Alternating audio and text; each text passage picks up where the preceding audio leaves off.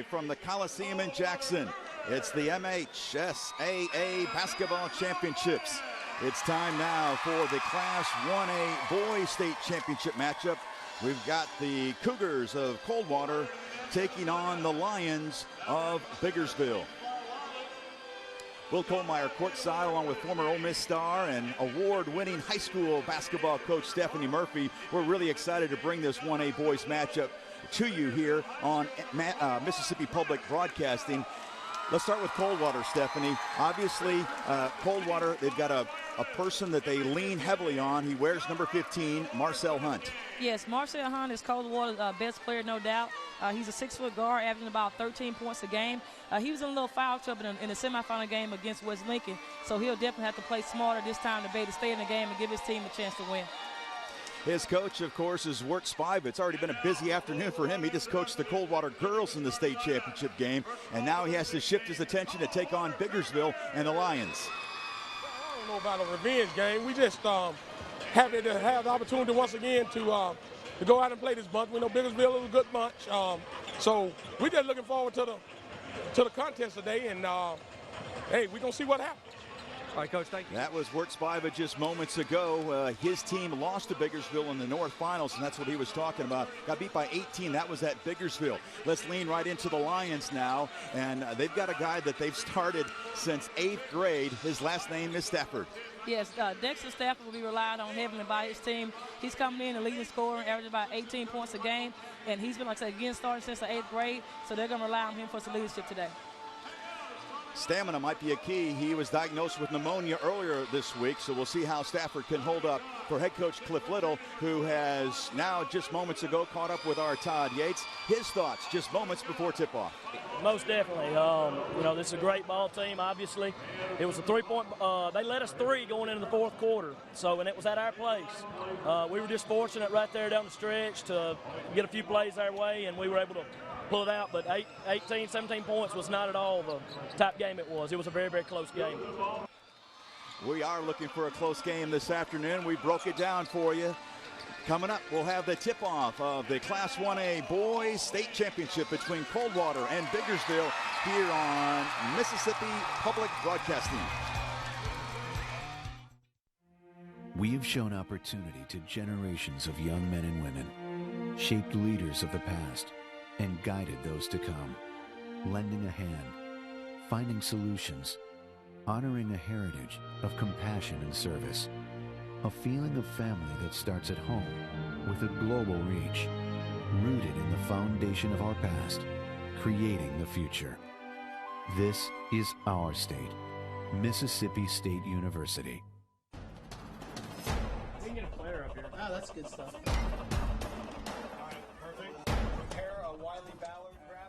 Do you want me to start the stream? Start the stream. Camera 3. Beautiful. For more information on how your school can join the Play on School broadcast program and participate in the MHSAA network, go to playonsports.com/SBP. One match away from immortality.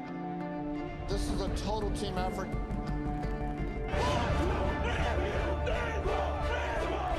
We're gonna come at you. One shot.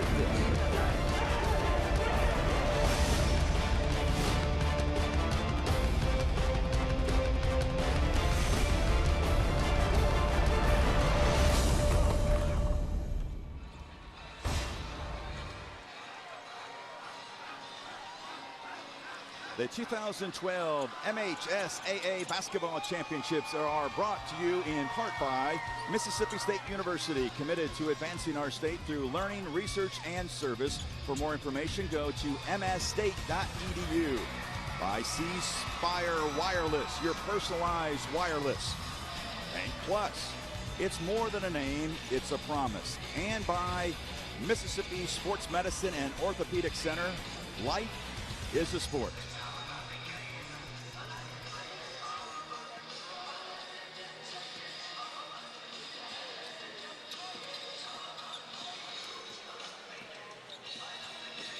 Welcome back, everybody, to the Coliseum here. We're just A few minutes away from the state capitol here in Jackson. You see both teams. We just saw them being introduced. Let's go to Todd Yates to get his thoughts just before tip-off. Well, Will, this may be the first time these Lions players have been to the state tournament, but first-year coach Cliff Little is no stranger to the Big House. He hasn't missed the state tournament since 1992. In fact, 5 years ago, he was here as an assistant with East Webster. The same week, his daughter was born 3 months premature. A year later, he was back here winning a state championship for East Webster.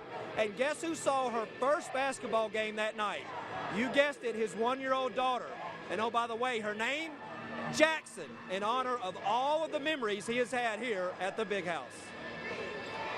What a great story, Todd. And there you see Stephanie. That's Cliff Little's daughter, Lane Jackson. Pretty apropos. You talk about a basketball-minded family. When you named your daughter Jackson, it's pretty important. That is. Here's your starting lineups for the Cougars from Coldwater. Under head coach Wirt Spiva, they'll have Vortis, Newsom, Hunt, Roberts, and Farmer. They start 3 juniors, a senior and a sophomore. On the other side, Biggersville, and this might be a key, Stephanie. They start 5 seniors, well, 4 seniors, I should say, and the junior Stafford. So obviously experience on the side of Biggersville, and we are ready to tip off this 1A boys state championship, and it's controlled by Biggersville. They are in the white jerseys with the maroon numerals and the maroon trim, and then Coldwater in their blue, royal blue uniforms. Looks like Coldwater setting up in a zone, Stephanie. Right, Coldwater plays a variety of different zones to try to keep the ball out of the middle. Stafford missed the first attempt of the afternoon. The ball batted away and out of bounds, and so Coldwater will have it length of the court, just underway in this boys battle for 1A supremacy here in Mississippi. To no surprise, we're going to see some pressure from both sides and a traveling violation on Vortis. What are you expecting in this one, Stephanie? You've done your homework. We've done our homework together. And what are you expecting out of this matchup? You're definitely looking at an up and down game. Like I said, both teams love to press and like to get out and run and try to get easy baskets from their turnovers. Stafford tried to drive the left side of the lane. Ball knocked away from him. And Coldwater will set it up. We're looking for our first points of the afternoon. And the miss from the left baseline was no good. But battling inside was Farmer. Kevin Farmer. And that aggressiveness forced a Biggersville foul. Coldwater needs to get a big game out of Farmer tonight. He played well in the semifinal. He needs to step up tonight. That's a big foul on Farmer. He's there, I should say, on Watson for Biggersville. He's the top defender for Cliff Little. Wide open 3, left wing, no good. But look who's on the offensive rebound, but missing the tap was Farmer. Here comes Biggersville. Neither team has scored the first 2 trips down the floor. Driving and kicking and out of bounds.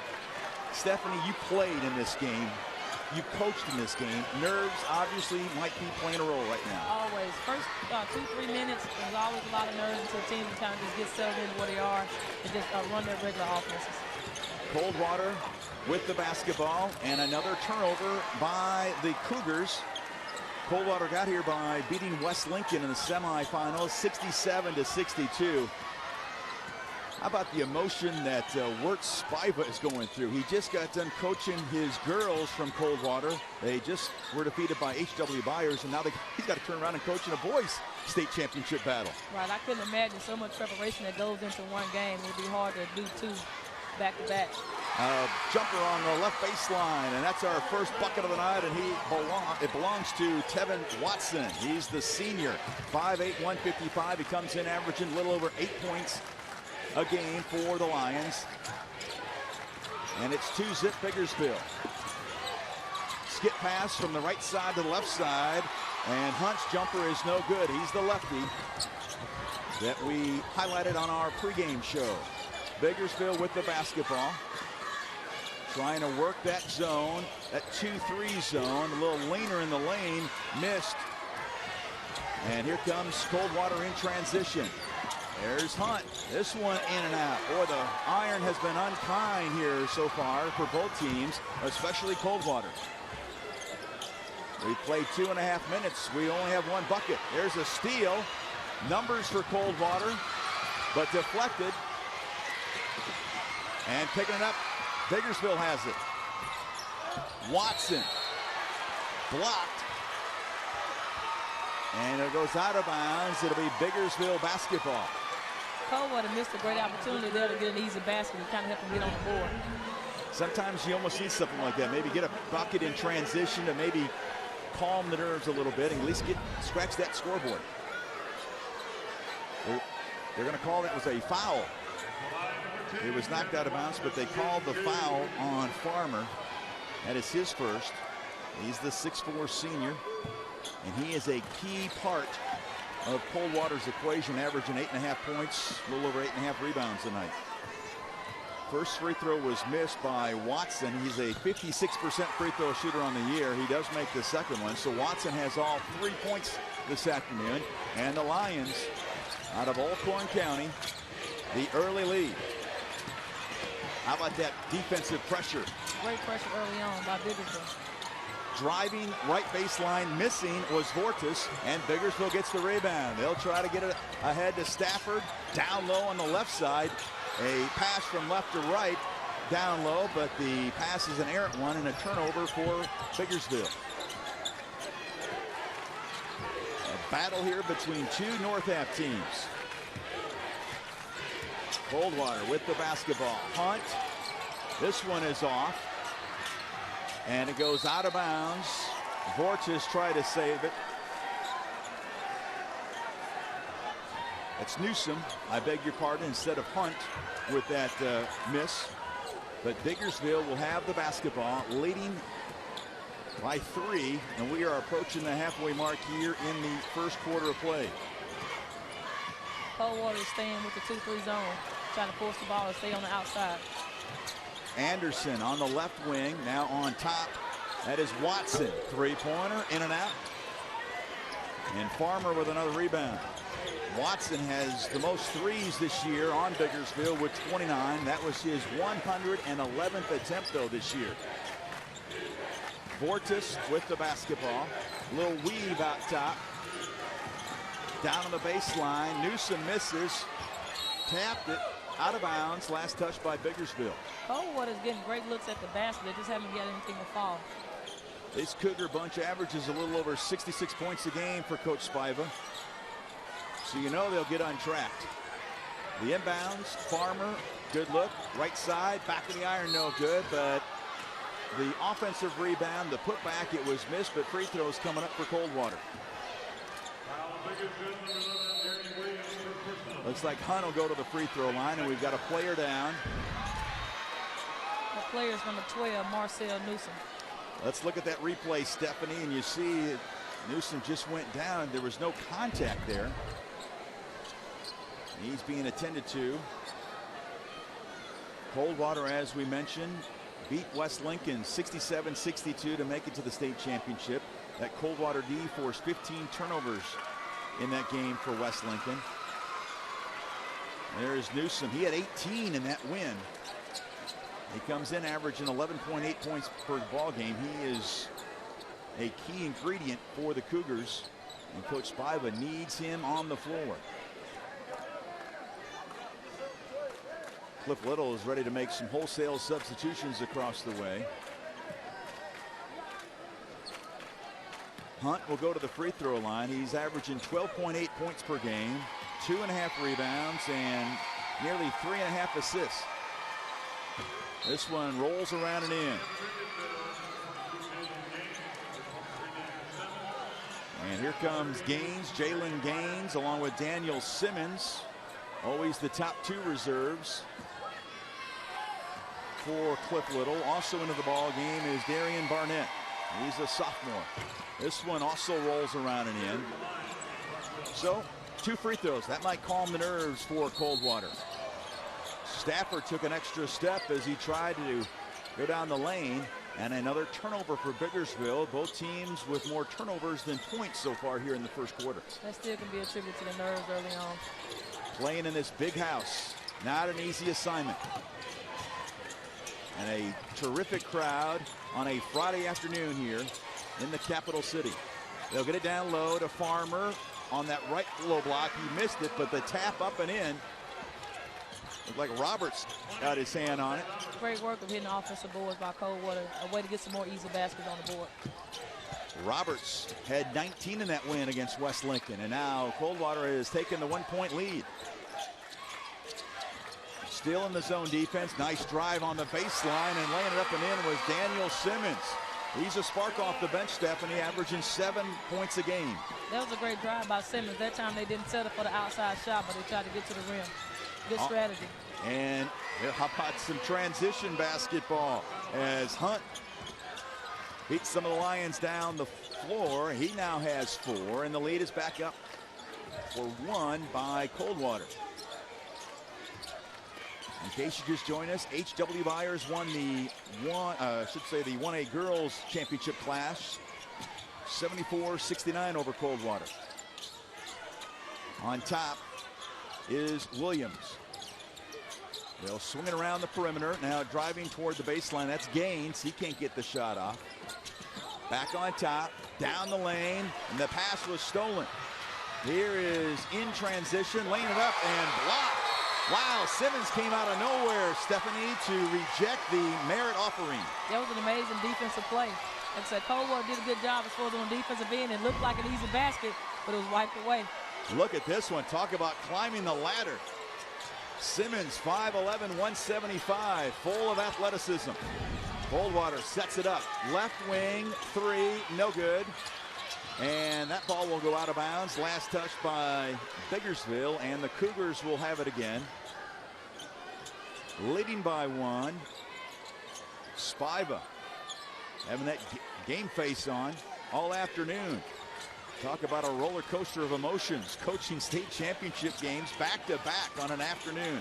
The shot was missed in the lane. Another rebound by Biggersville, but a steal knocked away. Last touch by Biggersville. Coldwater will get the basketball back.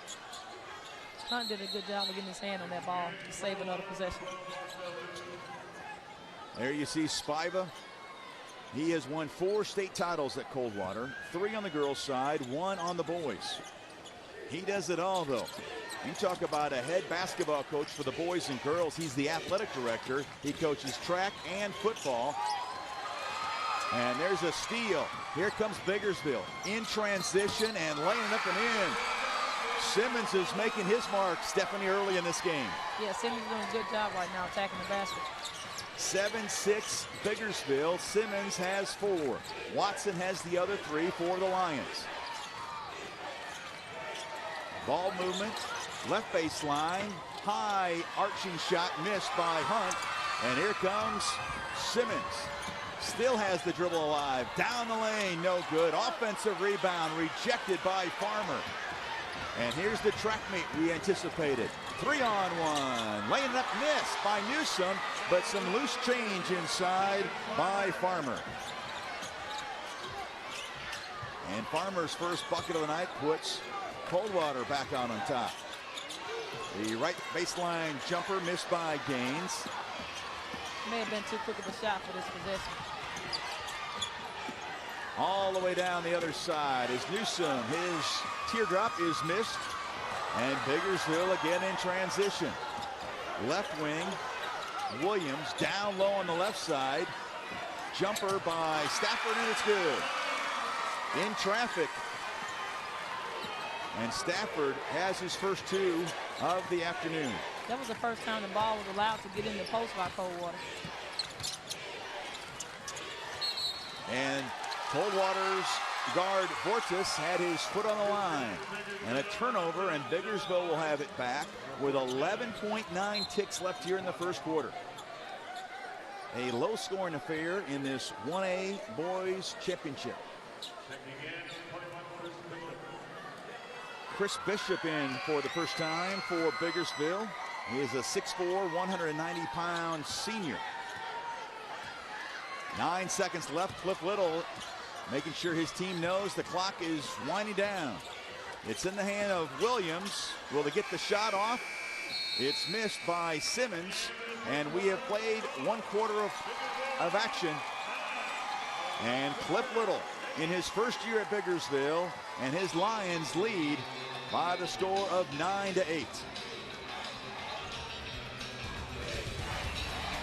What have you seen so far, Stephanie?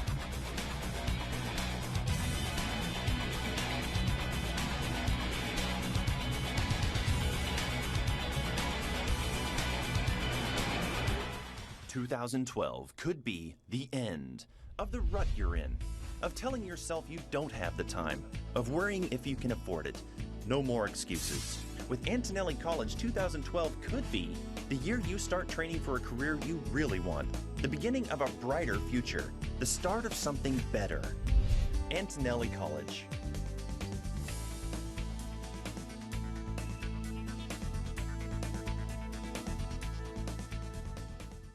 Did you know Mississippi's 15 community colleges will teach more than 250,000 people in an average year? Nearly 72% of all college freshmen in our state attend a community college. Average tuition and required fees for the whole academic year are just $2,174. A community college is close to wherever you live. Community colleges provide education and workforce training to help us build job skills. Community colleges, in our second century, making a difference in the lives of Mississippians.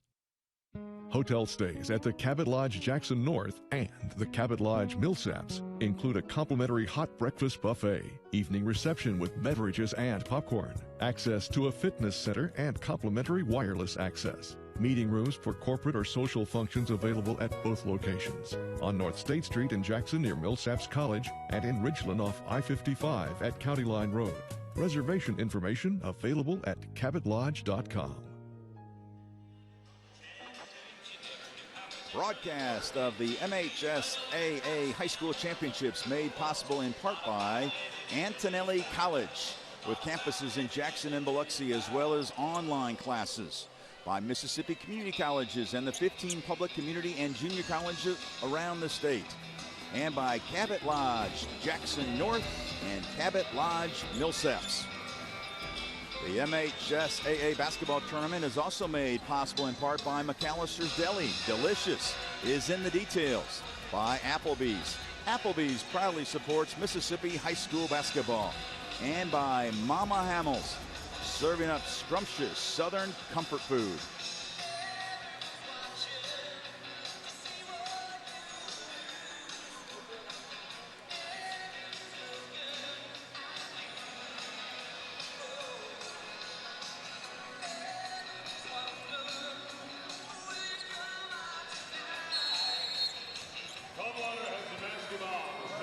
Will Kohlmeyer, Stephanie Murphy back here as we start the second quarter. Coldwater has the basketball first. A tough shooting first quarter for Coldwater, just 3 of 20, Stephanie.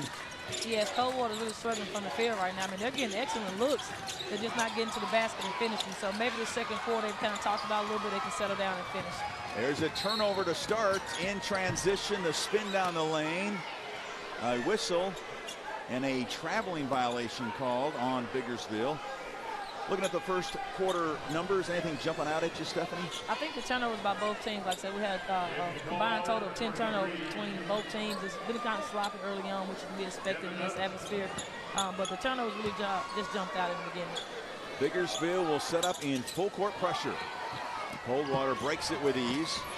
All the way down the lane is Newsom to Farmer, and a whistle and an offensive foul as Bishop was right there to take the charge.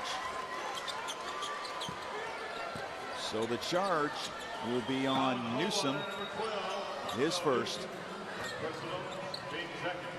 And Biggersville will bring it up. In the first quarter, Biggersville was 4 for 11 from the floor, 36%. Coldwater actually had 9 more shots in that first quarter, Stephanie. Yeah, they're doing a good job as far as getting a lot of extra baskets as far as on offensive rebounding. So they just got to get some of them to go down. Simmons gets the friendly roll. He's got a half dozen. He's almost at his average on the year, which is at 7. And it's 11-8 Biggersville. The ties for the largest lead of the game for Biggersville. Farmer inside, using that height to his advantage. And Farmer now has 4. Good job by Farmer to stay active on the glass. Farmer had 6 rebounds just in the first quarter alone, and that added to that total just then. On the other end, a turnover. And here comes Newsom. He'll lay it up and in. That's what Coldwater does extremely well as far as getting deflections, which leads to easy baskets for them. So that's what they need to do more of. And that might jumpstart Newsom. He was 0 for 8 in the first quarter. There's a long three from the right wing, and that belongs to Tevin Watson, his 30th three of the year for Biggersville, and that gives the Lions the 2-point lead. And there's a turnover, an errant pass by Coldwater. That's the first three of the game made by Biggersville. We'll see if that makes Coldwater adjust their zone defense and maybe try man-to-man. Well, that's right. Coldwater wants to stay in that zone, but you start raining some threes, that'll change the thought process. The fake the three, got the defender up in the air. That one was missed, though, by Watson. Inside, working hard. Stafford and a pair of Cougars. And a foul is going to be called on Coldwater. Looks like Devontae Roberts will get whistled. Stafford takes a tumble. How about just talk about Dexter Stafford? This is a guy that's been starting since his 8th grade. Last week he had strep throat. This week he's got pneumonia and just released to play just yesterday. Stafford's mind is definitely on winning the championship. He's not going to let anything keep him off the floor. That's unbelievable. And they transition, the missed layup, and then Newsom on the weak side missed his first shot, but a little fall away by Newsom. And now he has 2 field goals here in the first couple of minutes here in the second quarter. Stafford down low, got his shot rejected by Farmer, but Biggersville gets the rebound and a redo. They'll set it up again, and a blocking foul called on Coldwater.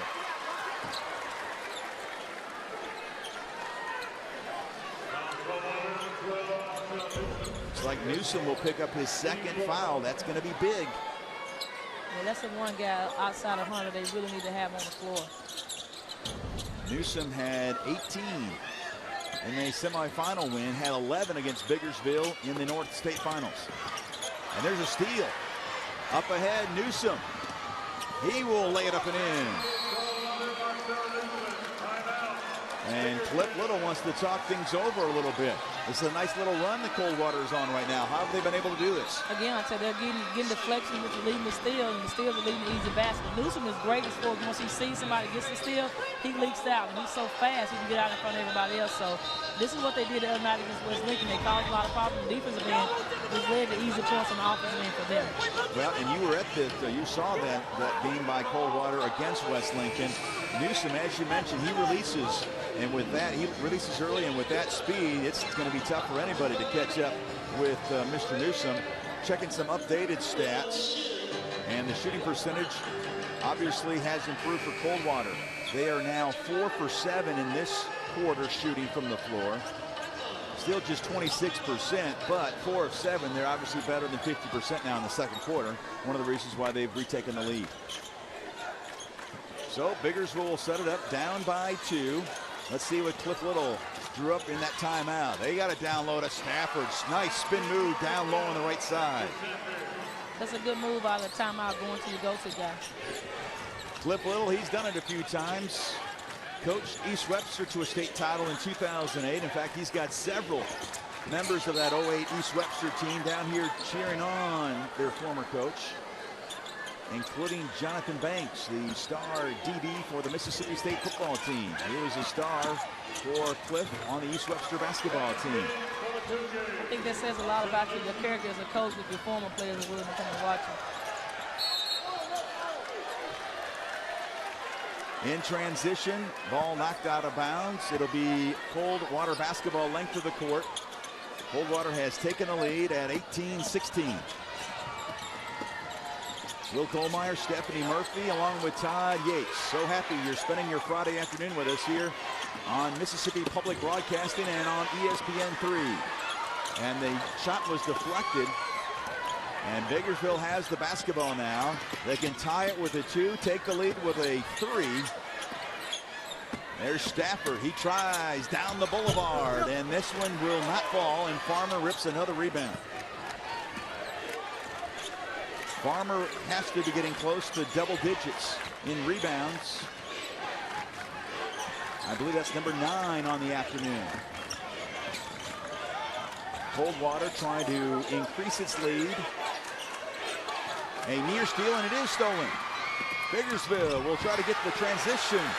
And Watson thought he was fouled. Nothing called. Here comes Coldwater. And there's a steal by Williams and a whistle. That foul actually saved an easy basket. There were 3 Biggersville opponents on the other end. Wide open, nobody was even there with him. Let's see this steal. And there you had Coldwater in transition, and then there's the steal, and then the foul right there. So inbounding it will be Watson just to the left of us here as we are courtside right at half court. Coldwater staying in that 2-3 zone. Keep in mind, Biggersville beat Coldwater by 18, but Coldwater actually led after 3 by 3 in the North State Finals. A good percentage shot down low, but not converting, and Biggersville has to get back on defense. Jumper, a quick shot by Roberts, missed. And now Biggersville will try to tie it. Stafford, left side, and Farmer swats it out of bounds. And Biggersville will set it up, but not before T. Watson is back in.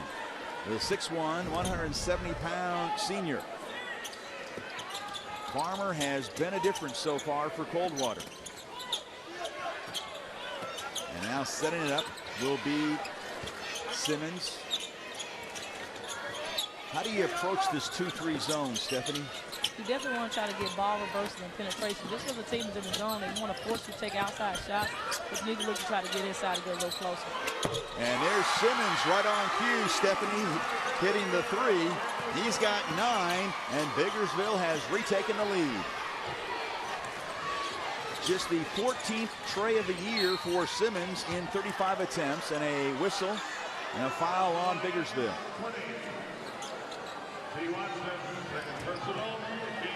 Hunt has been relatively quiet in this first half. Biggersville doing a great job on defensively so far. That's a big foul on Watson. That's 2 now. He's the top defender. And Simmons' deflection might have bailed out Coldwater there, Stephanie, as Vortis was up in the air and didn't have anybody to pass it to. Right, you never want to leave your feet as an offensive player just to pass the ball. When something like that happens, then you're kind of stuck and you don't have anywhere to go with it. That's cardinal sin. We'll go in the classroom all afternoon long with Stephanie as Farmer down low misses. Here's Stafford up ahead. 2 on 3, but making the shot, and a difficult shot at that. That's Jalen Gaines. Coldwater's missing a lot of chippers in this first half. Yeah, if you looked at the shot chart, you would like to see the shots where they're being taken, but they're just not converting. Most of the shots that Coldwater's taking is actually, right in front of the rim. They're getting a lot of shots in the lane. They're just not converting at a high percentage. Yeah, the iron unkind for the Cougars here. Here's it one more time. The shot in traffic by Gaines. He's one of the top reserves for the Lions. He had 13 the other night in that 20-point win against Durant in the semifinals, 64-44. Biggersville jumped on Durant 12-3 at the beginning of that one. Wasn't the case here this afternoon. This one's been back and forth. Down low, Vortis. Tough shot for Vortis. A little baby hook. He's just 5'8", but he went inside with the land of the Giants. It's 21-20 now. Biggersville with a 1-point lead. A leaner on the left side, missed by Simmons, but then he gets the 3-point shot in the right corner. That one also is off. And Simmons has taken more shots than any Biggersville Lion so far in the first half, which only has a minute and some change left.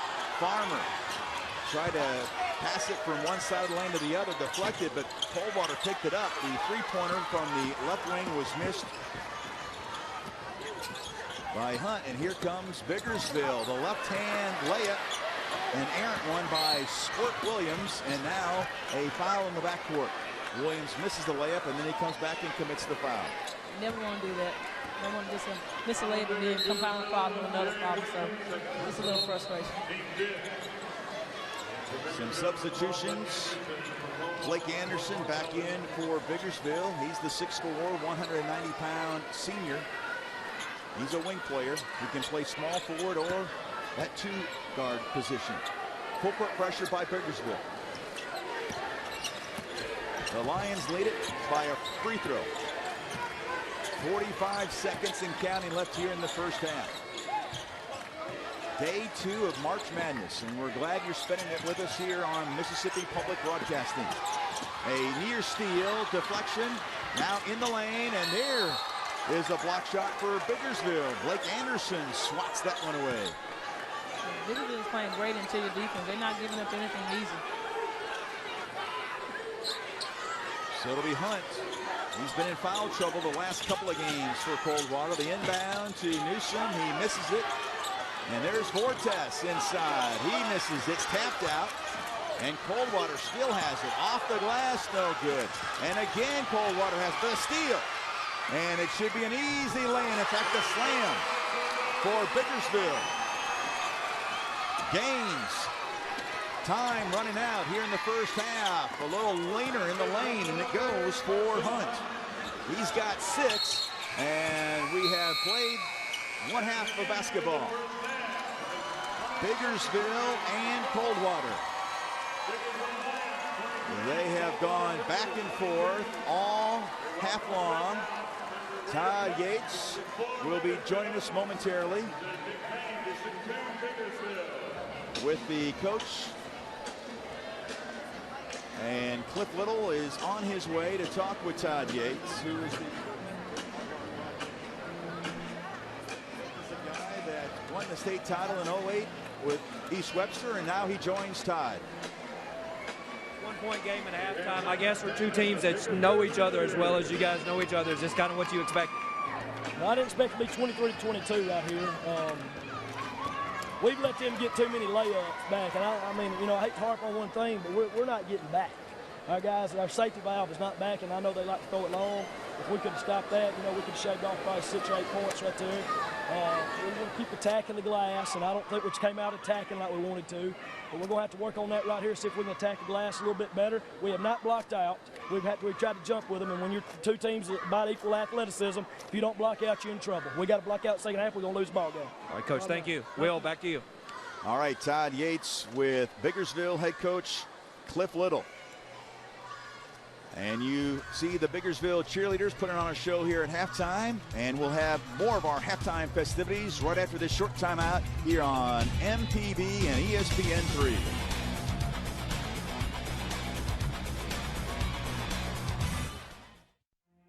We have shown opportunity to generations of young men and women, shaped leaders of the past, and guided those to come, lending a hand, finding solutions, honoring a heritage of compassion and service, a feeling of family that starts at home with a global reach, rooted in the foundation of our past, creating the future. This is our state, Mississippi State University. We can get a player up here. Oh, that's good stuff. Prepare a Wiley Ballard graphic. Do you want me to start the stream? Start the stream. Camera 3. Beautiful. For more information on how your school can join the Play on School broadcast program and participate in the MHSAA network, go to playonsports.com/SBP. One match away from immortality. This is a total team effort.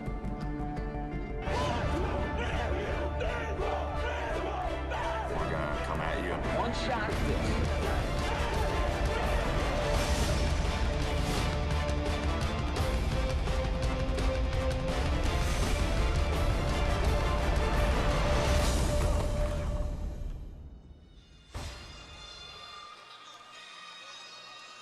Welcome back to the MHSAA Boys Class 1A State Championship. And at the break, it's the Lions leading the Cougars by 1, 23-22.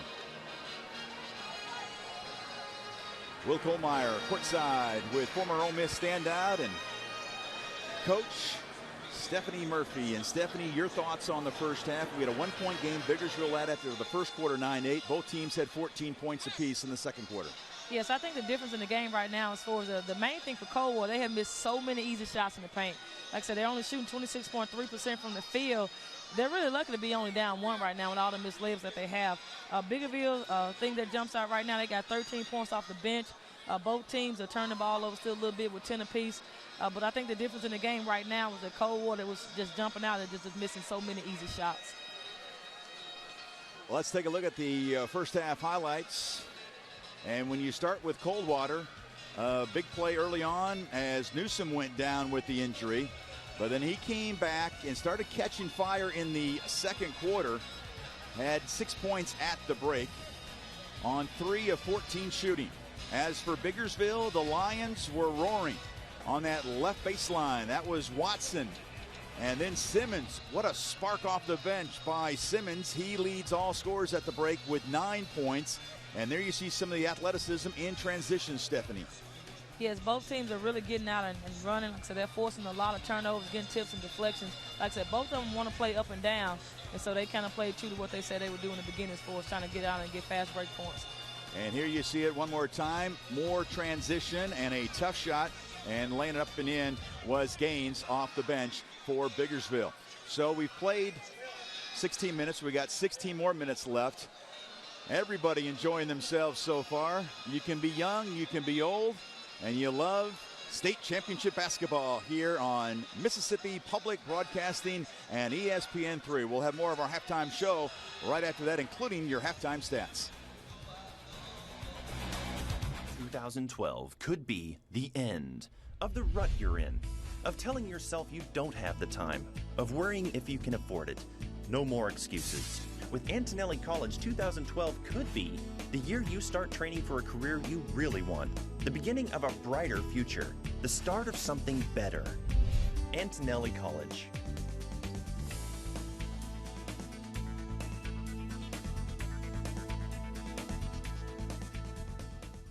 Did you know Mississippi's 15 community colleges will teach more than 250,000 people in an average year?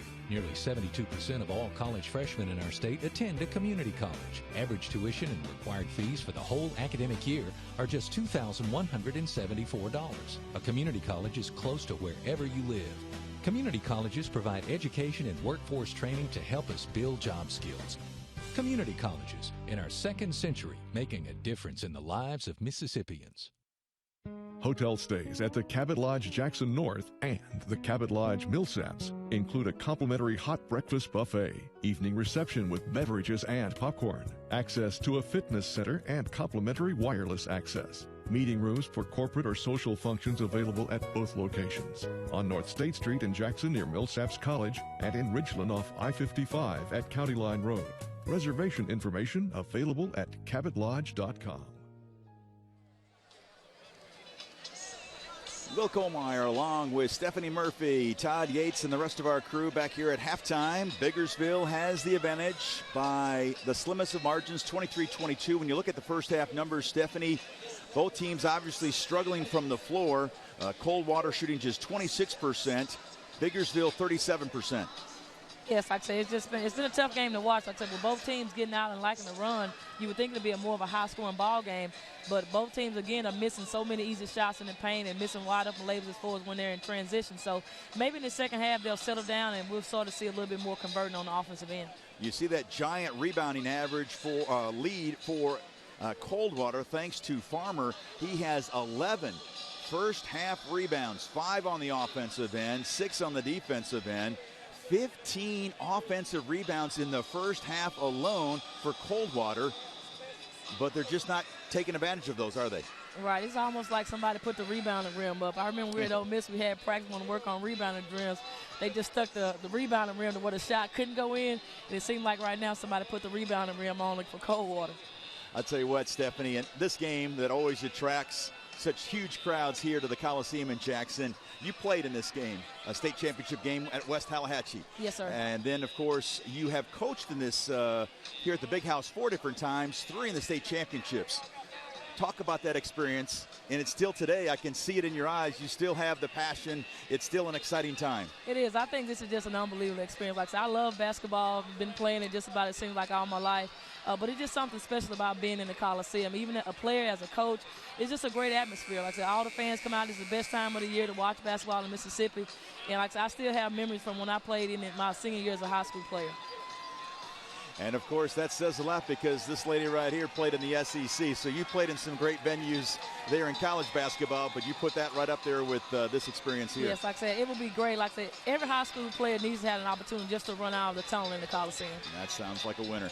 All right, we'll have more of our halftime festivities coming up here on Mississippi Public Broadcasting. We're at halftime, and Biggersville leads 23-22 over the Cougars of Coldwater.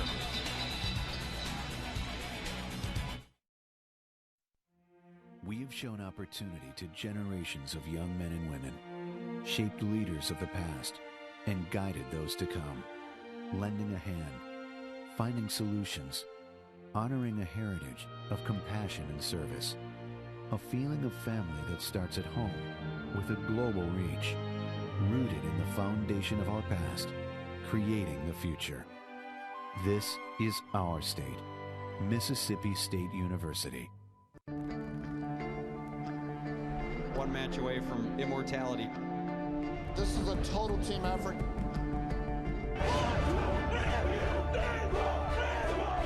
We're gonna come at you. One shot.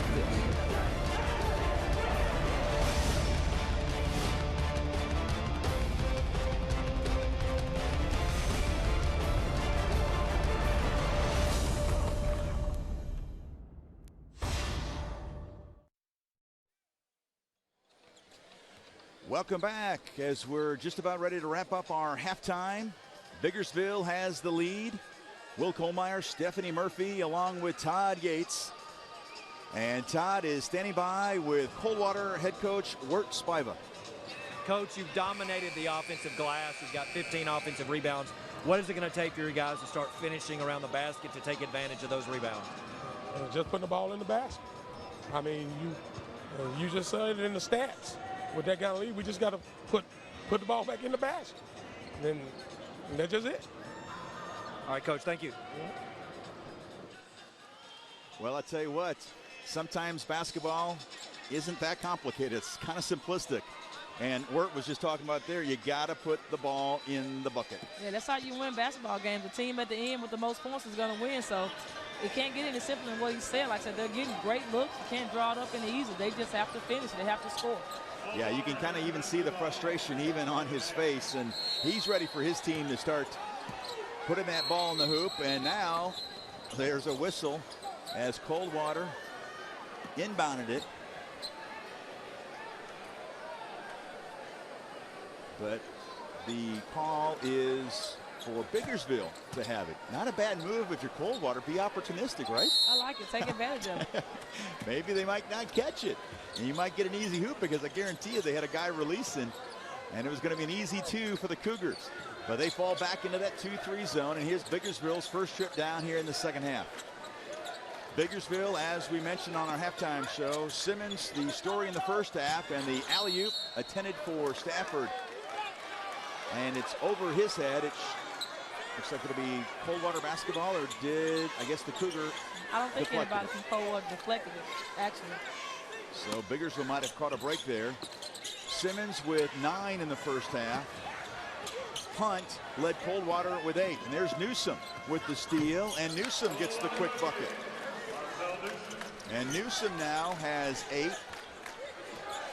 And Coldwater has taken the early lead here in the second half. Stafford. Watson, skip pass, right wing 3, and ring it up for Blake Anderson. Biggersville is now 3 of 7 from the three-point line.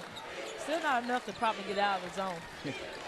No, you got to have I mean, when you're in that 2-3 zone, it takes more than just one tray, an isolated tray to get out of that. Yes, they're doing good. Probably stay with it. And a traveling violation. So Biggersville, fresh off the 3 by Anderson, gets the ball back. Turnovers in that first half, 10 for each team. We mentioned that rebounding edge, a large lead for Coldwater. We'll see if Biggersville can do a little better on the boards here in the second half. They're struggling with Farmer's height, though, inside. In the lane, they try to get it down low to Stafford. And Stafford telling his teammate, go ahead and just take that shot. He had it in about an 8-footer straight away. Nice miscommunication there. Who are you looking for Coldwater to get on track here in the second half? I think we definitely need Devontae Roberts to step up. He's been very quiet. He only had 2 points in the first half. He had 19 points in the semifinals, so they definitely need to get him going. Yeah, he had a big game last time out, and that lay-in by Farmer. So Farmer now has 6 on the afternoon, and Coldwater now has tied it. In the lane, jumper straight away, missed by Williams. And Coldwater in transition. Setting up, Newsom misses the 3 on the right wing. Nice save by Vortes, and a redo for Coldwater. Inside, deflected on the floor, and a jump ball. Let's see the possession arrow pointing toward Coldwater. Coach Spivey was working the rails right now. I think he wanted to hold on that possession. So we've got inbounding it will be Hunt. He's the captain. Newsom gives it right back to Hunt. The 3 left wing, nothing but nylon for Hunt, his first 3-pointer of the afternoon. And that has given Coldwater the lead once again at 29-26. We had 8 lead changes just in the first half alone. A steal at midcourt by Vortes, and a bump on Biggersville. And that'll be on Squirt Williams. Coldwater extending that pressure, been a little bit more aggressive coming out in this third quarter on the defensive end. And a whistle. Substitution. Here's Jalen Gaines in, the 5'10", 140-pound sophomore. He had 4 in the first half on 2 of 3 shooting. He added a rebound and an assist. Newsom down low to Farmer, and Farmer lays it up and in. Great interior pass. Coldwater definitely doing a better job of shooting. I think they've started this quarter 3 for 4 from the field. That'll make Wirt Spiva's frustration leave his face. Down low, Stafford on the right side, and an offensive foul called on Stafford. Farmer did a great job. Threw it a little bit of acting on that one. Might have maybe a theater class or two, and you see it one more time. Farmer. They might call that the Farmer flop. That was a good one. Here's Hunt to Newsom. Missed it, but there's Farmer, and he's got his double-double now, Stephanie. Farmer's doing a great job all night long on the glass. 6'4". Stafford is 6'2", but that's as tall as Biggersville gets. Stafford inside, got his shot deflected. 3 on 4, and a nice move there by Vortes, waiting for his teammates. Long 3 straight away, the back of the iron on that shot by Hunt. Here comes Biggersville. The Lions have numbers. They'll get it down low, and creating some contact, and free throws coming up for Tevin Watson. Watson was the only Lion to go to the free throw line in the first half. He was 1 of 2. Right, definitely not a lot of free throws shot by either team. It's kind of rare with them playing at the pace they're playing at. Cliff Little doing a little coaching there on the sidelines for Biggersville. The first free throw is no good. Watson, a 56% free throw shooter, averaging 8.3 points, 2.6 rebounds, and 1.7 rebounds. I should say assists a game. Missing a pair and a trip out by midcourt. And it looks like Watson, who just missed those free throws, will commit the foul, his first. So it's 36-20, I should say 33-26 in favor of Coldwater. They have started this second half on an 11-3 run. But there's a big play by the Lions, and slamming it home. was Gaines. And that's exactly what the Lions and their faithful needed as Coldwater started this second half on a nice run. Let's see if this steal and dunk doesn't get Biggersville going a little bit. Sometimes a play like that, it can just energize the team, can't it? Definitely, no doubt, especially when the crowd gets involved. And the crowd is here for Biggersville, as is Coldwater. Great turnout for both schools. Shot was missed inside. The rebound went up and in, but a foul. Do not count the Roberts jumper. And an offensive foul called on Coldwater. And look at Mr. Gaines. He can climb it. Not bad for a guy 5'10". I know this 6'5" guy could never do anything like that. Here's the jumper. Nice smooth J on that left side of the lane. And Biggersville is feeling it right now on the hoop by Anderson. And just like that, this lead of 7 has evaporated down to 3. But look what Coldwater did, Stephanie. They looked for their advantage inside, and that is Mr. Farmer. I like that. Coldwater took a couple jump shots in their previous possessions. I like them settling down and trying to go inside to the big man. So Farmer will go to the free throw line. This will be his first trip to the charity stripe. And the first one is true. He now has 11 points. He averages 8.4 points per game, 8.6 rebounds per game, and an assist for the Cougars. He did all that just in the first half alone. He's definitely stepped up his play in these 2 games they played in the Coliseum. No doubt about it. He's improving his stock as well. He's a senior. He wants to continue playing this game. A lot of scouts on hand again today. There's a near steal, but Biggersville regains the possession. The jumper on the left baseline was missed by Gaines. Here comes Vortis. Down. Oh, nice pass down low, but cannot convert was Hunt. But look at Farmer on the weak side. Farmer's having a great game. And a steal by Newsom, and a little leaner in the lane. He's got 10, and Coldwater is up by 8. And there's a foul out as near the midcourt stripe, as Biggersville had just taken it into the front court. Here's this replay one more time, Stephanie. That's a great play. You got to love the aggression that Coldwater's showing right now, still being active on the glass. But you have to love the way they met that run that Biggersville just made. Yeah, they've been doing some counterpunching. It's almost like a heavyweight bout right now, Stephanie. These 2 teams battling it out for the Class 1A state crown.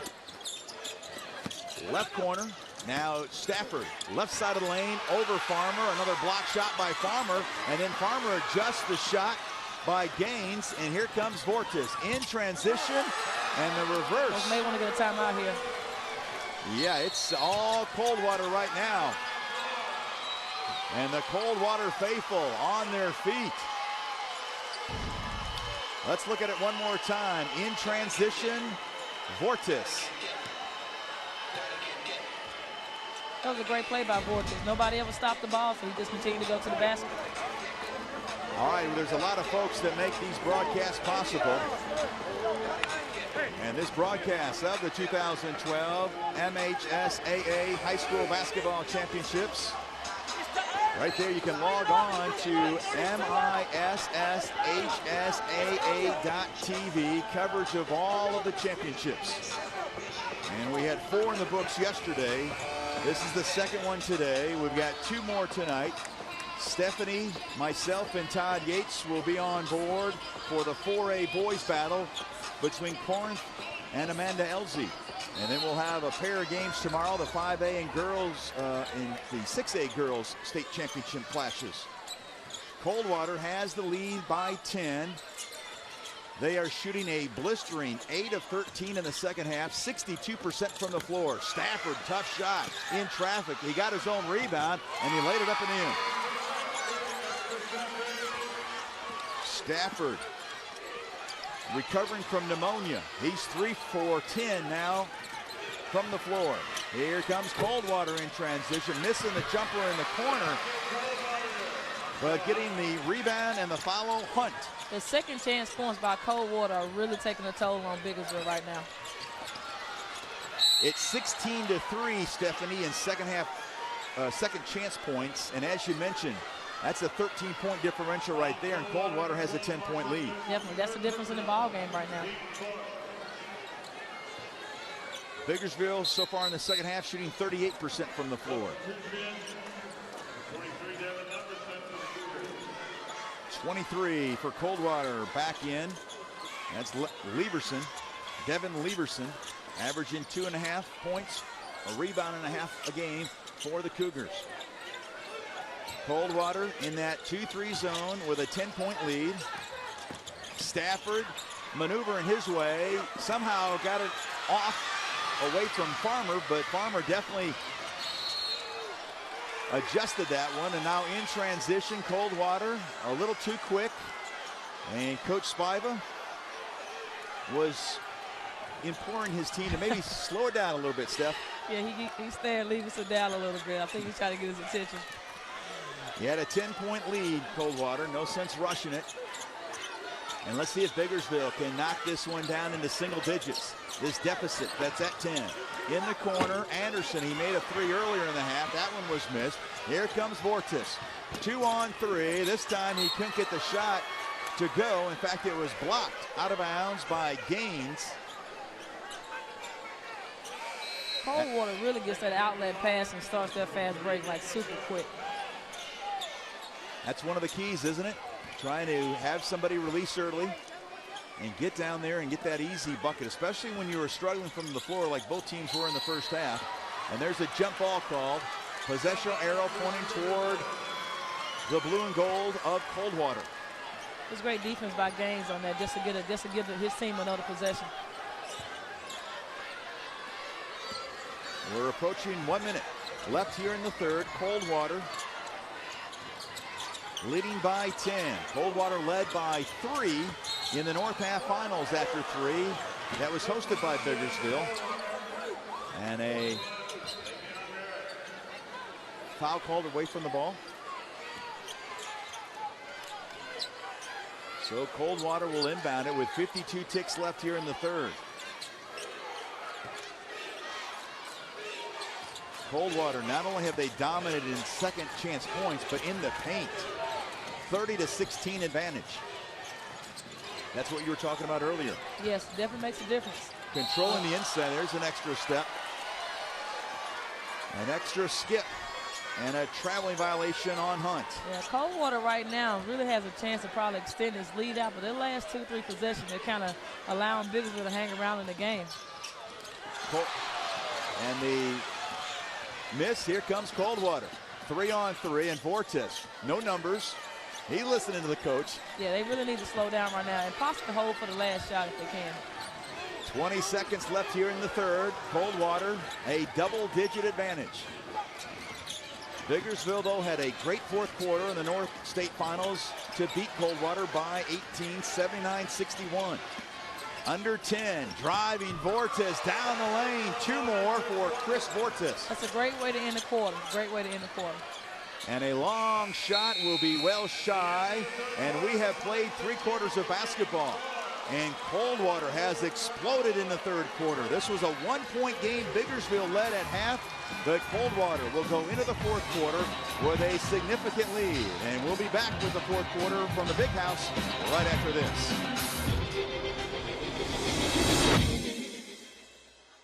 "2012 could be the end of the rut you're in, of telling yourself you don't have the time, of worrying if you can afford it.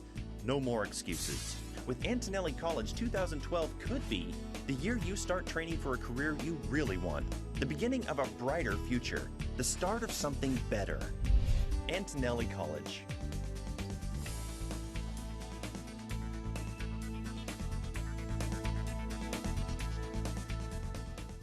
Did you know Mississippi's 15 community colleges will teach more than 250,000 people in an average year? Nearly 72% of all college freshmen in our state attend a community college. Average tuition and required fees for the whole academic year are just $2,174. A community college is close to wherever you live. Community colleges provide education and workforce training to help us build job skills. Community colleges, in our second century, making a difference in the lives of Mississippians. Hotel stays at the Cabot Lodge Jackson North and the Cabot Lodge Millsaps include a complimentary hot breakfast buffet, evening reception with beverages and popcorn, access to a fitness center and complimentary wireless access. Meeting rooms for corporate or social functions available at both locations. On North State Street in Jackson near Millsaps College and in Ridgeland off I-55 at County Line Road. Reservation information available at cabotlodge.com. We're back getting ready for the fourth quarter. Coldwater up by 12. Todd Yates has a very special guest. Will, thank you very much. This is a gentleman that I'm sure Coach Little wished he had out there. Jonathan Banks, All-Southeastern Conference cornerback at Mississippi State, and a member of the 2008 East-Western Championship team coached by Coach Little that beat Durant. Jonathan, you had 19 points in that game. What do you remember about being here at the Big House? I just remember just being in this atmosphere, being a little nervous kid out there, just going out there, playing against a much athletic team that's way more athletic than us. We didn't have about 2 or 3 players that could really play. We had a lot of young guys, but somehow Coach Little got us through, and we pulled it out. All right, well, hopefully he can pull this one out. Thank you. All right, thank you so much, Todd, along with Jonathan Banks. MSU fans know all about Mr. Banks. And yes, he was quite a multi-sport star at East Webster High School. Coldwater with the basketball first here in the fourth. The shot was missed. The circus shot on the rebound was missed. But look at Vortes in there. Among the tall timber, it's the 5'8" Vortes with the hoop and the harm. Vortes is really having a great second half as far as scoring or running offense, playing defense. He's really propelled his team for this lead right now. So Vortes averages 11.6 points per game, 3 rebounds, and right at 2 assists tonight. And he will get the three-point play the old-fashioned way. And just like that, wow, Coldwater has extended its lead to 15. So hot shooting in the third quarter. So they shot almost 60% in the third quarter from the field. That'll make you outscore your opponent 22-9. No doubt. And they'll get the ball back. Biggersville has to be careful right now. This is kind of a dangerous situation for the Lions. Yes, if Coldwater can score here, they may be approaching a blowout, so they definitely don't want that. They need to get a stop here because they can easily run away with it at this moment. The tough shot down the right side of the lane in traffic, falling to the ground, was Merritt. And Merritt makes his first bucket of the night. And it's a 17-point lead for Coldwater. There's the 3 from the left wing missed. Rebound, Hunt, pushed by Biggersville. It's a good call. It's the right call. And that foul on Biggersville is a biggie. That's on T. Watson. That's Cliff Little's top defender. He now has 4. Coldwater is really doing a good job of limiting Biggersville to 1 shot. On their offensive end, they're getting sometimes 2 and 3 possessions of chances to score. They're limiting Biggersville to 1, and that makes a difference. Coldwater against full court pressure. Really hasn't been a problem since early in the game. No, they've really settled down early on. They're not making the silly turnovers that they had in the first quarter. Down low on the right side, missed, but the rebound and being pushed out of bounds. A foul will be on Coldwater's. I think that's Roberts. Will get whistled for that foul. One more time. The battle in the corner. Nice gymnastic move there by Williams. Took the tumble to the hardwood. Now he'll pass it in the corner to Simmons. Down low on the left side. They're going inside to Stafford. He's their money man. And Stafford now has 8. And a steal in the backcourt. Spinning is Simmons and gets the roll. Biggersville on a little bit of a run. Now they picked up their pressure. And another steal. Simmons regains possession. This runner is no good. Inside, off the glass, and it goes. We got a ball game. Barnett with the follow, his first bucket of the day. Yeah, Biggersville right now is on a quick 6-0 run, and they've gotten themselves right back into the game. And a foul is going to be called on Farmer, his second. Let's look at it one more time, Stephanie. Strong move by Barnett at 6 feet. Cannot convert the free throw, though. A 40% free throw shooter, but look at Stafford working overtime. Right, Biggersville is not dying. I mean, they're still fighting and clawing their way back into the game. Well, Dexter Stafford, he's been a starter since 8th grade for Biggersville. This is just amazing. Coach Little was telling me before the game, he gets sick a lot. Obviously, last week's strep throat, this week pneumonia. Did not practice, got released yesterday, and here contributing here this afternoon. Right, you gotta love it. I mean, you can see his heart right now, and I don't think Biggersville is gonna panic. If they were down before, going into the fourth quarter, I think they feel like they can still get back into the game. Stafford, a 50% free throw shooter, makes the first. This one is no good, so he's right on his season average, making 1 out of every 2 free throws. He's Biggersville's leading scorer coming in this game, just under 18 a game at 17.7. And that lead has now shrunk to 10. Coldwater will eat a little clock. Biggersville was trying to trap, but Coldwater did a nice job with the ball movement, missing the shot. And here comes Williams. In transition, gives down on the low right side. Barnett lays it in.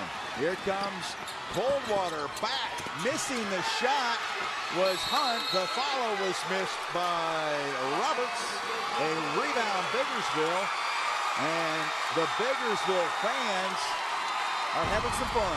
Yes, I mean, Biggersville has clawed their way back into the game. They're only down 8 with the ball, so it's going to get interesting from here. Look at this. Gaines with the lay-in, and here is the lay-in again. I beg your pardon, that was Barnett. Barnett with back-to-back buckets. And I feel like Alcorn County, the whole county is here, but these are just Biggersville fans. They are making some noise, and why not? Their Lions are roaring back, and they've cut it to 6. Right, this is unbelievable right now. Like I said, Biggersville could have had an opportunity really to, Coldwater probably could have put them away, but Biggersville kept just fighting back, and now they've clawed their way back into the game. And now it's going to be great these last 5 minutes.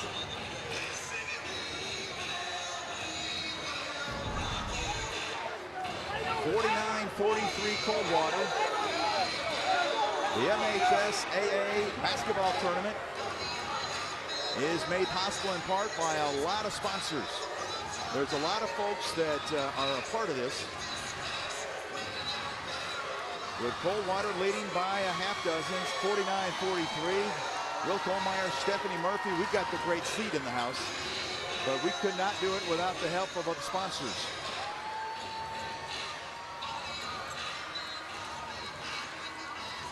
Taking a look at the updated numbers, Biggersville has outscored now Coldwater in the fourth, 9-7 to cut this lead. Both teams, their field goal percentage has improved from that slow start. Inside, back of the iron, no good. Farmer cleaning up. Farmer now has 15 points and 20 rebounds. That was a big basket. Coldwater kind of needed to stop the bleeding a little bit, so now they got a little bit more cushion where they can kind of settle down. They've kind of broken the run some, so they need to just continue to stay where they were. Biggersville will inbound it.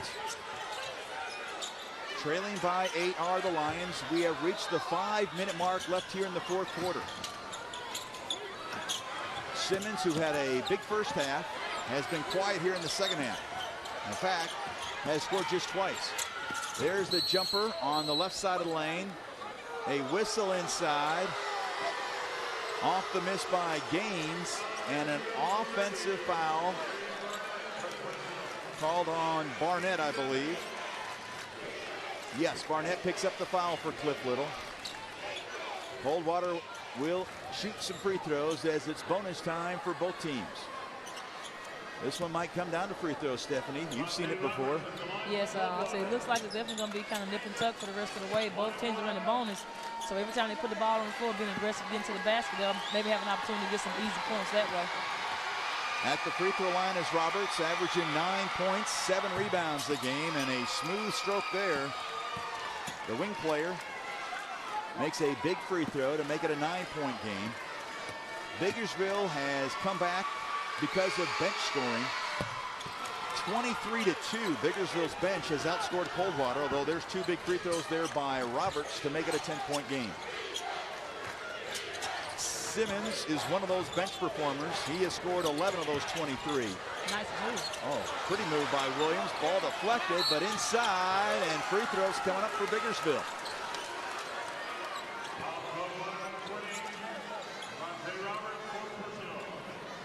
Biggersville in this fourth quarter is being more active on the glass, is getting more second chance opportunities. And that's important. If Biggersville wants to try to win a state title, they haven't won one, I believe, since 1996. First free throw is no good. And Barnett will get one more. He's just a 40% free throw shooter, averaging 5.2 points, 5.6 rebounds a game. That one is good.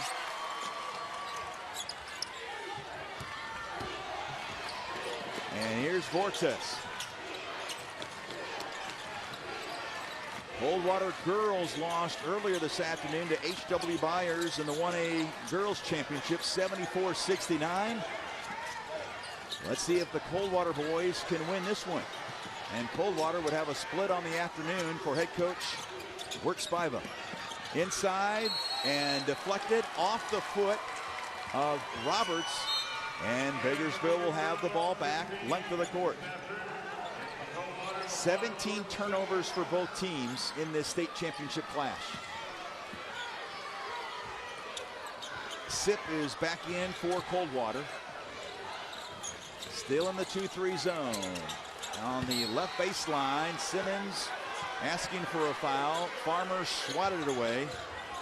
He now has 6 block shots. Homer continues to have a great game. He is filling out the stat sheet, Stephanie.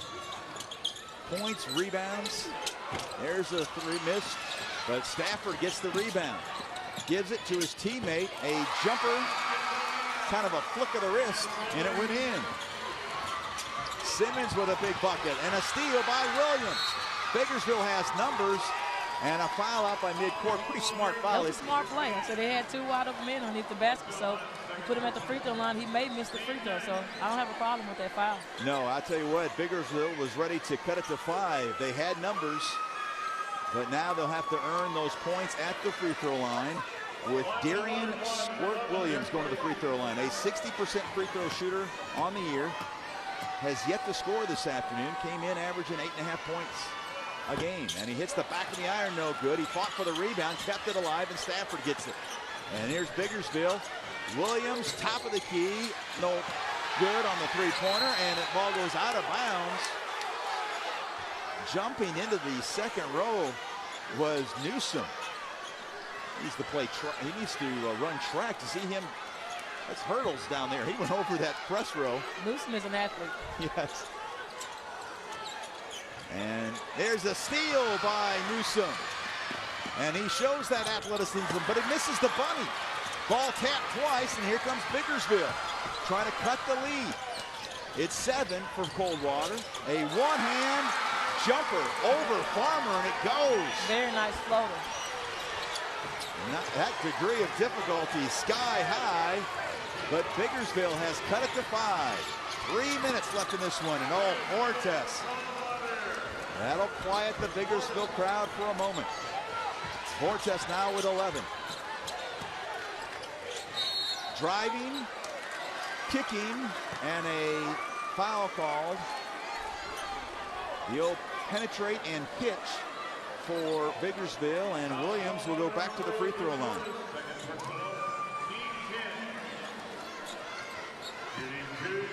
That's 10 team fouls for Coldwater. So Williams, who averages 8.5 points a game, 3.5 rebounds, a little over 3 assists, makes the first free throw. Back in is Devontae Roberts. Still has not been able to get on track, and Stephanie, we talked about that on our halftime show. Yeah, again, Roberts with the exceptional game that he had in the semifinal against West Lincoln, I still think he can step on this last 2:49 and provide some leadership and some scoring for his team down the stretch. Let's see what Williams will do on this second toss from the free throw line. It is also good, so he's now 2 for 3 on the afternoon. And a substitution, as back in is Watson for Biggersville. And again, some full court pressure. A near steal in the backcourt. and a Coldwater timeout. I'll tell you what, we've had some great games here in Jackson. If you would like to purchase a DVD of today's championship games, log on to MHSAA.TV. Also available are all of the exciting semifinal matchups from this past week's games here at the Coliseum. Check out all the available championships at MHSAA.TV. So, and of course, the coverage. We've had live streaming. We got it going here, just like that girl's got it going. And the Biggersville fans are dancing. It's been a sweet tune for them so far here in the fourth quarter as they've cut this lead that was double digits after 3 to just 5. Let's go down to Todd Yates, our third member of our team here this afternoon. Well, Will, I don't think the pressure is going to get to Coach Spiva. He's used to doing everything, as you said. He's the football coach for the line. He coaches girls and boys basketball, girls and boys track. He drives the bus for the baseball team. He's athletic director. So he's used to pressure. He's used to having to deal with a lot. So if anything, he should be able to get his team, hopefully, to deal with pressure and deal with a lot on his plate like he is. How about that, Stephanie Murphy? How'd you like to have that on your platter? That's a lot. I'm telling you. You talk about multitasking. That might be the biggest understatement of the year when you say that Wirt Spiva multitasks. Yes, he's taking multitasking to a whole new level. Yeah. Well, Barnett makes the first free throw. After missing his first 2 at the free throw line, he's made the last 2. He's got 8 in the game. Try to make it 9. The miss.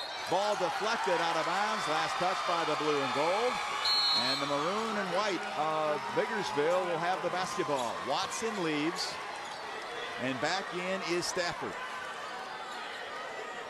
Coach Little trying to give Stafford at least a little bit of a break. You have to figure stamina has to be a concern for a guy that's basically playing with pneumonia out there. Yes, and he's doing a great job. I think they should go to him right now. Down the lane, Williams. That ball was swatted by Farmer. Maybe case in point right there, Stephanie. Williams penetrates. Farmer comes to try to block the shot. Then you just give it to your friend. Dump it off then. Inside, Stafford trying to muscle his way up. Misses it. He got the rebound, knocked away and stolen. Coldwater 2-on-1. The ball deflected out of bounds. Last touch by Newsom. As Newsom gets back up. And he'll have to go back on defense. The Biggersville fans feeling this comeback right now. It's down to 4 with 2 minutes left.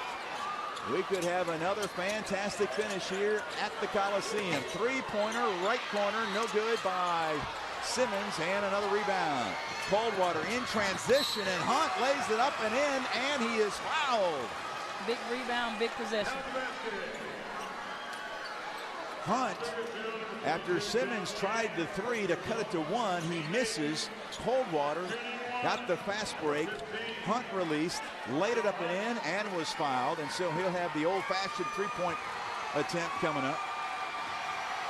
Hunt has equaled his scoring average on the year of 13. He misses the free throw, though. And here's Biggersville with the basketball, down by a half dozen. Approaching 1.5 minutes left in this ball game. Stafford on the floor, loose ball. Biggersville asking for a timeout, but I don't think they had the possession, so a jump ball is called. And we'll see it one more time, Stephanie. The easy 2 and the foul.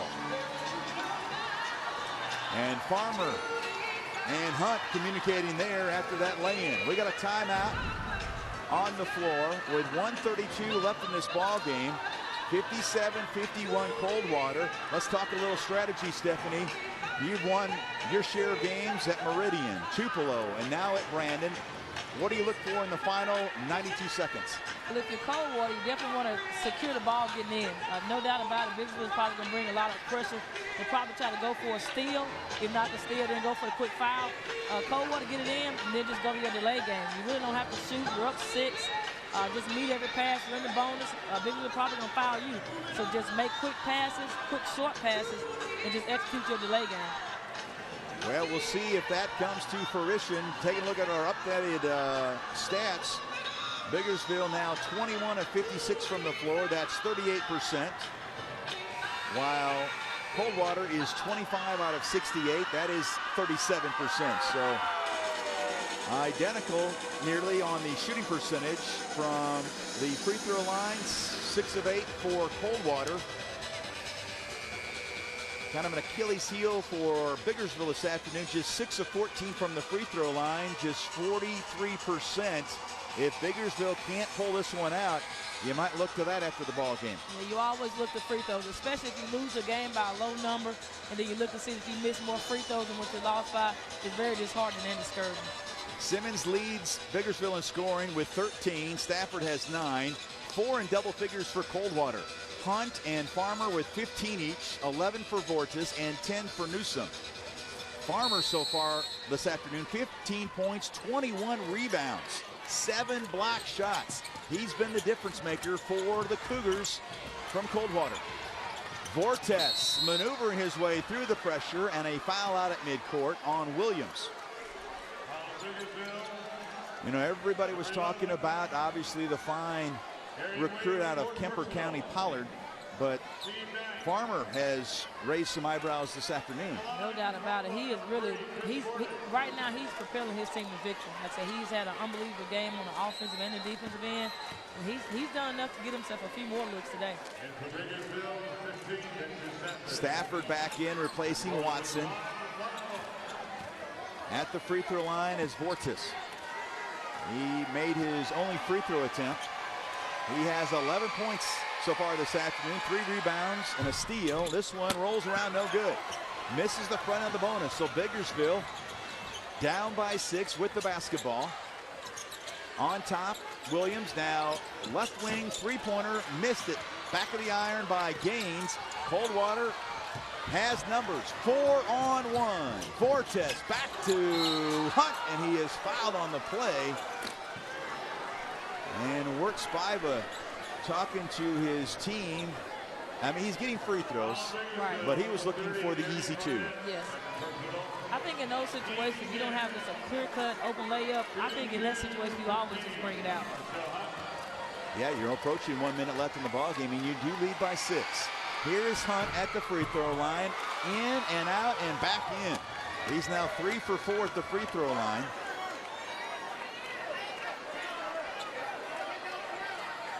Cliff Little trying to see if he's got some magic left to come back and beat Coldwater. Down by 7 are his Lions. Second free throw is also good by Hunt. I'm sure at some point Biggersville probably going to try to take a few threes. There's a jumper at the free throw line, no good, but there's Stafford working inside, laying it up and in. And a quick timeout, Biggersville. Coach Little and company just trying to extend this ball game. Yes, as much as possible. Like I said, right now, they have to get the ball back. So they're going to have to do the same thing, probably do a little full court pressure, try to go for the quick steal. If not a quick steal, go for the quick foul, and try to find the person on Coldwater's team who's missing the most free throws. We've had 2 thrillers here this afternoon. Let's take a look at tonight's schedule here at the Coliseum. In the 7 o'clock game, the Pontotoc Lady Warriors, what a fine year they have had. Under head coach Bill Russell, they have run the table. And Forest County, I believe, is also undefeated. So there's a battle of the unbeatens at 7.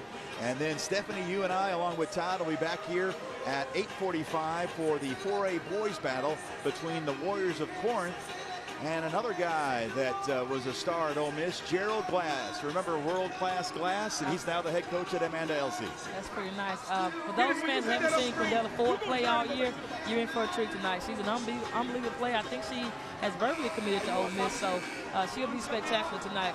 Yeah, she is really going to be a point of emphasis for Forest County, but I am looking forward to some great matchups tonight. And of course, we have 4 more state championships tomorrow as the 5A and 6A folks will take center stage. But this has been just some terrific basketball these last 2 days. First game yesterday was won by New Site, the girls 2A championship over Walnut. And then the Baldwin boys lost to Marshall in the 2A boys championship. A near steal in the backcourt and a foul called on Biggersville. Cliff Little looking for a elbow. Coach may want to be careful here. He's kind of being very demonstrative over there on the sideline. Of course, last night, Belmont came back late to beat Ripley to win the 3A Girls State Championship, and then Kemper County beat Boonville, the defending state champs in 3A, 75-65. At the free throw line is Newsom. Newsom this afternoon has double figures. This one is good. He now has 11. He's averaging 11.8 points per game. Back in is Williams, replacing Watson. Little sequence substitution here. Yes, they probably just going offense, defense, trying to get your quicker guys in and possibly get a steal or get your three-point shooters in on the offensive end. So Newsom will have one more free throw. If he makes this, he will be right at his season average. That one is nothing but nylon. And here comes Biggersville, down by 8. Three-pointer, right pocket, no good. In that corner pocket, and the three-pointer was no good. And now Coldwater has numbers with 40 seconds left, and laying up and in is Newsom. And the Cougars have just been shot out of a cannon here in the last 20, 30 seconds. They have stretched this lead out. Although there's a lay-in and a quick timeout. Daniels lays it in, but it's still an 8-point advantage for Coldwater. 31.8 ticks left. Yeah, stranger things have happened. Because if you're Coldwater, you still want to continue to play good, solid defense. That time you can afford to let them go. Right now, you just need to be careful. Just get the ball in and come down and just run the clock out. Coldwater, keep in mind, lost to this Biggersville team in the North Finals, 79-61. Talk about the mental thought process in that one. That was less than 2 weeks ago in the North Finals. How do the two teams approach after one team wins by that amount, and then you have to play the same team just 2 weeks later for a state championship? I think playing a team in the north half or south half, I think it gives you an advantage coming in because you can just go back and watch the film over and over and over again and figure out where you went wrong. And I'm sure both teams probably did that. If Coldwater had the lead and then they lost it for a reason. So you can go back and see, okay, what happened? Did we miss free throws and turn the ball over? And on Biggersville end, you just kind of want to do the same thing and make sure you put yourself in the same kind of position. Well, I'll tell you what, Todd Yates asked to work Spy, but would there be a little revenge on our pregame show? And Wirt was downplaying the revenge factor, but you got to figure as a coach, you use that to your advantage, don't you, Stephanie? Right, coaches never say it, but we always think it. Absolutely. You're one honest coach there, Stephanie Murphy. All right, the inbounds for Coldwater against full court pressure. And a foul quickly in the backcourt, and that's what Biggersville has to do. If they couldn't get the steal right away, you got to try to extend this game. Yeah, you got to foul quickly. Both teams well over the bonus. It's double bonus time the rest of the way, so 2 free throws every time somebody goes to the free throw line. And here is Hunt. We highlighted him in our pregame show. Averaging 13 points a game. He's already bettered that. The first free throw is good. He's now 5 of 6 from the free throw line. And Coldwater continues to make the free throws. A 3-possession game. If he can make this one, it'll be a 4-possession game with only 30 seconds left. And the mountain would be a tall one for Biggersville to climb. Yes, they'll basically be over with this free throw. And there it is. Hunt makes it. And now Biggersville has to score quickly. Williams inside. Found himself up in the air with nowhere to go. And a turnover Biggersville, and Coldwater will have it. And the Cougar fans across the way are beginning to celebrate, although Williams gets a steal in the backcourt. He misses the lay-in. Barnett tried to get the rebound, but look at the save by Hunt. Farmer up ahead, and he could not quite gather it. He was trying to time his steps. He was getting ready for a flush. Yeah, you can see it on his face. He was thinking about what dunk he wanted to do to end the game. He was looking to time that one, no question about it. Speaking of time, there's only 12.5 seconds left. And Coldwater is about to capture the 1A Boys Championship. And the foul quickly by Biggersville. And Biggersville will end its season at 28-8. They ran the table and went in their division this year. Coldwater will win the state championship with a 27-6 mark. And it will be the 5th state title that Wirt Spiva has won in his illustrious coaching career at Coldwater. Newsom at the line. Makes it now an 11-point game. And I'm an old school guy, Stephanie. Free throws are a big difference in a game. Coldwater has made theirs. Biggersville has struggled. Yeah, especially when the games are close and get in late situations, free throws makes a difference. And Coldwater's doing a good job of converting. Of course, when I talked about Coldwater bragging on their free throws, Newsom does miss the second one, but it's going to be too little too late. Good offensive rebound there by Leverson, and so he'll go to the free throw line with 9.8 ticks left. And those Coldwater players all smiles on the sidelines. Leverson misses it. That grin says it all right there. High fives all around for the Cougar Nation of Coldwater High School. Second one is no good, but Leverson gets his own rebound, and now he gets into the box score. After 2 missed free throws, he gets his first hoop. The long three is missed. And celebrate Coldwater. Look at Wirt Spiva. And he'll put the game face on right there as he'll congratulate Cliff Little and the Biggersville coaching staff. And look at the Coldwater players. Don't get hurt, fellas. Of course, you got a long off season to get ready for next year, but I'm telling you what, there's nothing like that. The thrill of victory, Stephanie. Yes, that's the point that we're still, all waiting on. So especially the coaches that haven't won it. I've been here a couple of times to play for a championship, but I want to be on that end. I may dive in on the pile with my players. I tell you what, you see the emotion, and that's what it's all about. You see the victory celebration, and then you see that agony on the face of Cliff Little. But he had a fine year, and Biggersville has nothing to be ashamed about. They made it all the way to the state championship, and they haven't won a state title since '96. Yes, it's just tough. Like I say, it's kind of bittersweet. It's great for the coach that wins it, but it's definitely tough on the one that loses. You'll go home and you ponder in your head, what could I have done differently? What did we do wrong? But they did do a great job. Hats off to Coach Wood and his team. And we'll be back with our trophy presentation as Coldwater is your boys 1A state championship.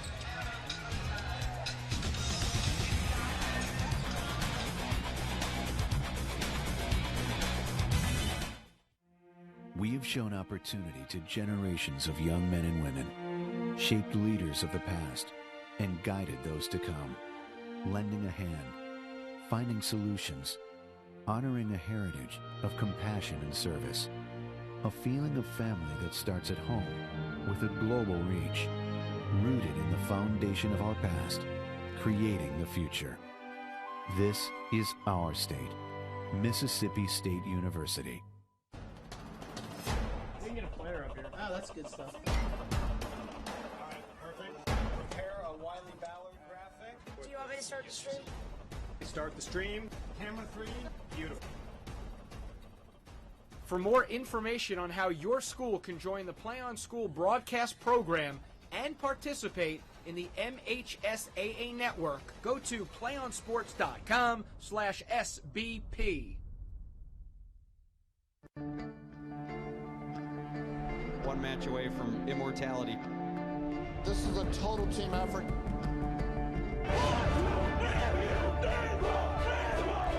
We're gonna come at you. One shot at this.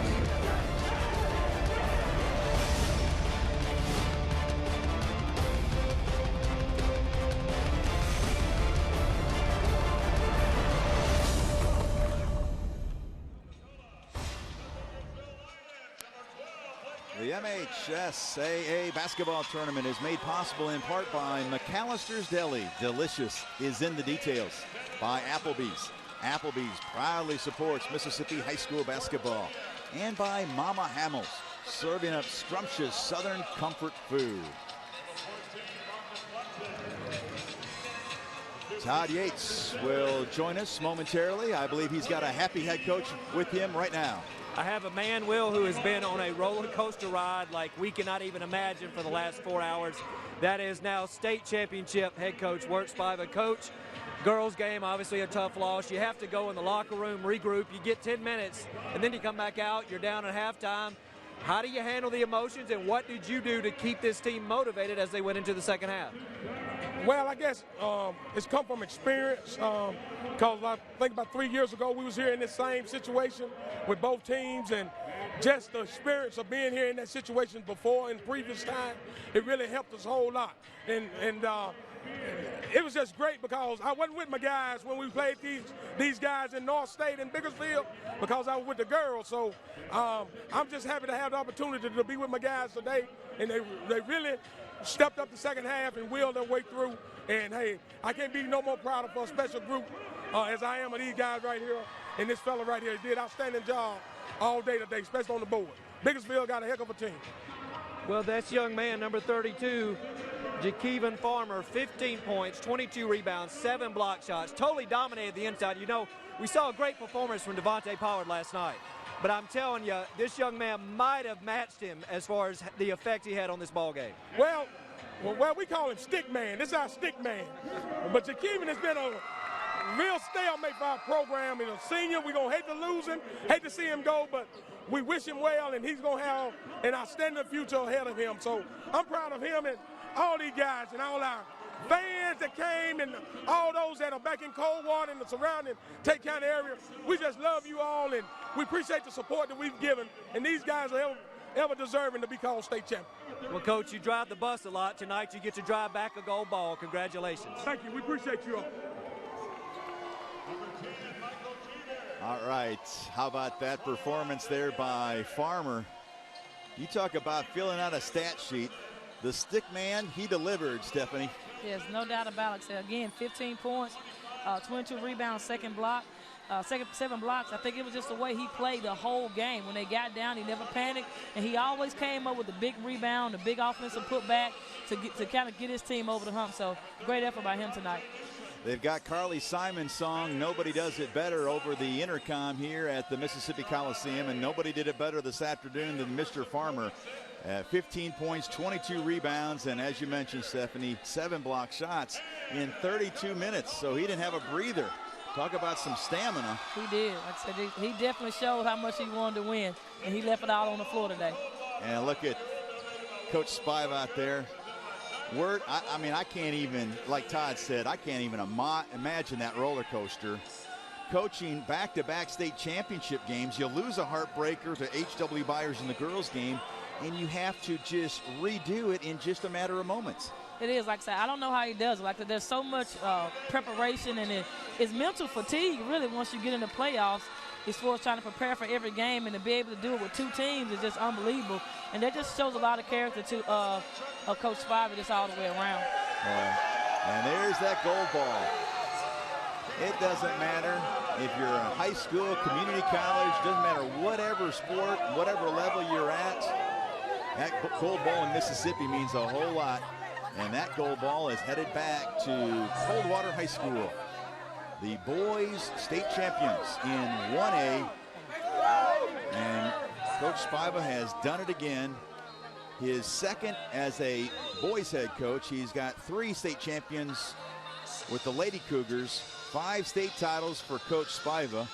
The lady to my right is just hoping for one someday. You've been so close, Stephanie. Yes, I mean, it's just, you know, you think about it, you know, that's the reason you coach. You know, you always learning, trying to get better. Like I said, I still feel like I'm fairly young in the coaching game, been blessed and fortunate to get there that many times. You know, but I'm working every day to try to figure out and learn from the people who've done it to see what it's going to take to get over the hump. Well, that'll wrap up our coverage of this 1A Boys State Championship. For Stephanie Murphy, Todd Yates, and a great crew in the truck, this is Will Colmeyer reminding you that Coldwater, under Coach Spiva, outdid Cliff Little and the Lions this afternoon by the final score of 68-55. Don't forget, we've got basketball tonight, 4A girls and 4A boys, beginning at 7 o'clock.